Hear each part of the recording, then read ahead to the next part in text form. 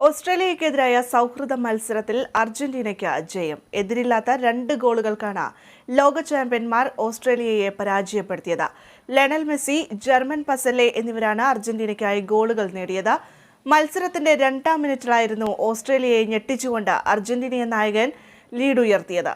Enzo ഫെർണാണ്ടസിന്റെ അസിസ്റ്റിലായിരുന്നു മെസ്സിയുടെ goal. വ്യക്തമായ ആധിപത്യം പുലർത്തിയ അർജന്റീനിയൻ പ്രതിരോധ നിരയെ മറികടക്കാനുള്ള ഓസ്ട്രേലിയൻ ശ്രമം എല്ലാം വിഫലമാവുകയായിരുന്നു. 2-ാം പാതിയിൽ അർജന്റീന ആധിപത്യം തുടർന്നു.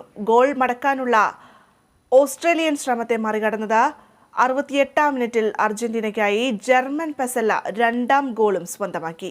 ഡി പോളിന്റെ ക്രോസിലായിരുന്നു പെസല്ലയുടെ ഗോള്.